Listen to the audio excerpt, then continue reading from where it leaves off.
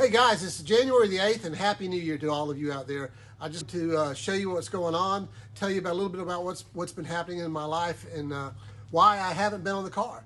And actually, a first chance I've had since probably the beginning of February. Excuse me, the beginning of November. I had to stop working on the car and to go move my daughter home from California. She finished school. She finished with a doctorate in chiropractic. And her fiance are moving back to Georgia here, and she'll open her practice here. And so when she moves home, she had to have a place to stay. So we've actually renovated our condo, and we totally redid. We gutted it and redid it, and just kind of like one of these old cars right here. We took it back down to this bare bones and redid everything in it. So that occupied a lot of my time in the evenings and the weekends. And then in addition to that, we had company Christmas parties, we had family Christmas parties, we had family birthdays. We just had a lot going on in the month of November and December. So it didn't give me a chance to get in here, but this is the first day, and it's actually a beautiful day today, and I got a chance to meet up with my friend Richie. He's the painter of the car and did most of the body work. And so he's coming over today and help me gap the doors, remount them, and get everything gapped up like it's supposed to be. He's an expert at doing this. His forte is Mustangs. He's been doing Mustangs for many, many years, but he understands how to gap panels and how to make things work by moving shims around. And it's just amazing to watch him do that. We will film this today. I probably won't do much zooming in and out because I'll be helping him as much as I can. So most everything you see today will probably be in the editing edition of. And so I'm really excited. He should be here anytime. And so we'll get into it. So that's it. Guys, I hope you had a great New Year. I hope you had a Merry Christmas. I hope you had a Christ-filled Christmas. And I'm looking forward this year and getting this car complete and showing you the progress as it goes along. So with that being said, let's start gapping some panels. Thanks.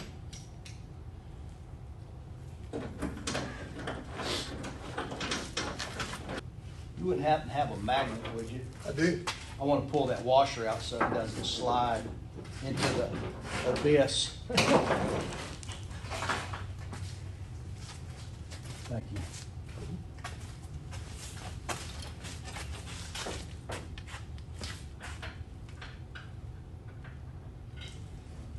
Yeah, I was afraid when we tilted it, it'd slide down where it didn't need to be.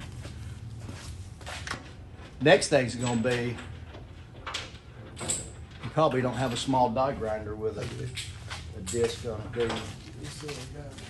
This would be easy access to in there.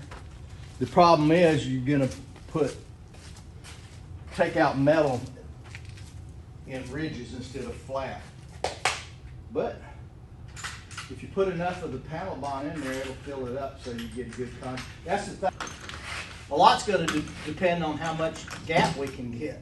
If we can get enough gap, I'd probably go with this one. But, you know, that's going to be the thing, is how much gap we can get. So we'll check it out and see. Now, you don't have like any small jack stands. Yeah. We could probably need to raise it up and start the ones down the side that we took loose. Okay. So that we don't get a lot of movement. And then hang the doors.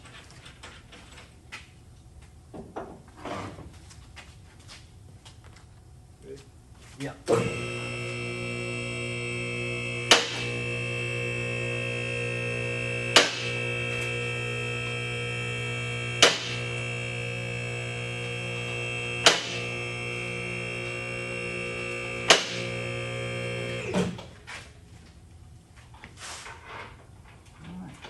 Started. Looks like we lost one on that side. No, it's on the jack. Yeah. It's on the arm.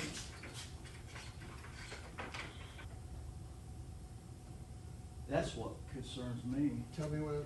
Well, these holes here, the floor pans are too far this way. No, I'll tell you, because I welded on, this plate was so ate up. Oh, okay. I created a new plate. Okay. These holes may not be exactly where they were before. Oh, okay, I got You you. see what I'm saying? So, you may have, you're saying we may have to take a burr tool and round them round out them a little bit. yeah. Because the nut plate on the bottom, or is there a nut plate on the bottom? Yeah, it should be a nut plate going into it. Okay, these are just screws? Yes.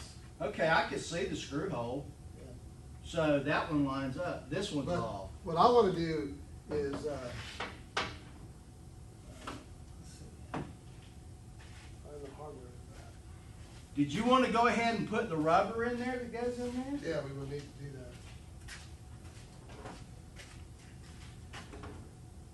But what I was going to say is these are just screws Mm-hmm. with but I think what I really would rather do is just drill them out and run a bolt through. Run a bolt through it and then put a nut on the bottom of it? That's probably. So it'll pull it down. And that way you don't have to worry about those while we're lining this up in case Right. we have to shift it one direction or the other. Yeah. And then you could just maybe shoot a sheet metal screw in it out here, like you said, Mhm. on both sides to keep it from. Because if I remember right, it's just a screw. Yeah, it's just a screw plate. We just need to put some. When we get the doors hung, and we see where we're at on our alignment, then we'll worry about putting the screw in here. You know, so next step's find the hardware for the doors. We'll put the doors up here, Okay. and that way you got some cardboard or something that we can lay on here, so when we put the door up here, it won't hurt if it touches this. Right. You know, just something to protect from scratching the door and this both. Okay. Because what I'll do, and I know you're gonna think I'm crazy, I always put the door up here with the hinges like this and get my gap right here, and then try to line it up and start the bolts with the fenders off with the door closed. Okay. Because that gives me the closest point for where it should be Right. without having to swing it open and do it that way. Right. Gather the hardware. This is the old door hardware. We'll use it. Okay? I have new. I just got to locate it. Yeah, and you So I can can just change swap it them out out one on at a that time line. once it's lined up. Right. Yeah. But like I said, I haven't been in the shop in weeks. So, hey, oh, we did paint them. Here they are. I thought you still had them. Oh, no. The only thing I've got is the rod that goes inside the So now you trunk. can see where they go.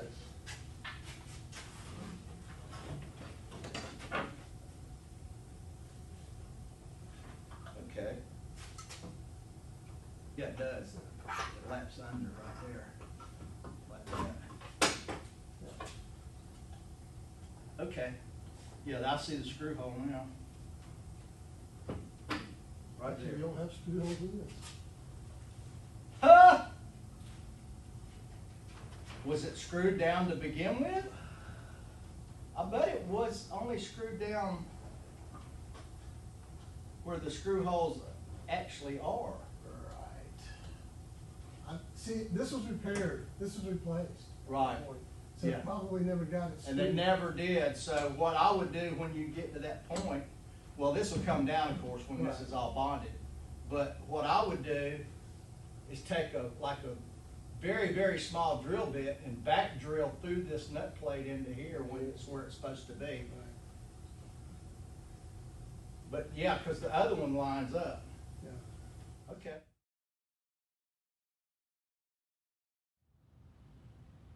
Those of you who know much about the Sport 6, the Herald, or the Spitfires, they're all based on pretty much the same chassis design, very similar. But you have multiple components. You have the bulkhead, you have the rear tub, and you have the doors. And each one of these are independently mounted to the frame, and each one has its own set of challenges to gap all of your doors. So today what we ended up doing is we took a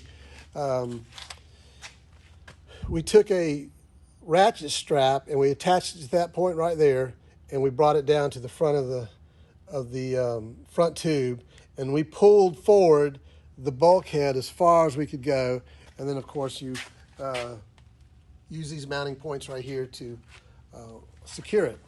So once we got the bulkhead forward, it enabled us to set the doors in place and get them mounted. And once the doors were in place, now we have the challenge of the rear tub. It's moving it backwards or forward, whatever is necessary to align the door gaps. So in this particular instance, we had to remove the shims from the rear, and these points right here, both on each side. You've got two on the left, you have two on the right, and so we removed the shims completely out on the left side, and we added one very narrow shim on this right side. And so what that did is it leveled up the body and aligned the door gaps. So once we got the doors mounted, the tub pulled back and set, it allowed us to set the gap on the door. And at that point, we came back around to the front of the door and we adjusted the door backwards and forwards until we got the gaps lined. And so that took a couple of hours. It was really cool to watch Richie think this thing through and see how it all gaps. But as you can see, the body line is just absolutely perfect. And so the next step we'll have, and next weekend, Richie's going to come back and we're going to mount the bonnet on this, which may be a little bit challenging because most of you know, if you've seen previous versions of this channel, this chassis is a donor chassis, and I had to transfer the brackets from the Sport 6 frame hanging on the wall to this Harrow frame right here. So mounting the bonnet in the location of these upper front mounts will be a challenge to see if we got it correctly installed. And so we'll work on that next week, and then there again we may need to adjust the doors back and forth. So this whole process may have to be repeated depending on what we come up with. But once we get that done, the plan is once we get the bonnet in place, I'm going to take the car back to Richie, and he's going to color sand the entire car, which has not been color sanded yet. And he will sand it, get it all buffed out, do a couple of little touch-ups. When we adjusted the door, of course, we broke the paint on the I guess you could call it the A post here. We busted some of the paint right there, and he's going to touch that up. And a couple other little touch-ups where he can do that before he busts it out. So once he gets it buffed out, I'll bring it back, and then I can finish thrashing to get it complete.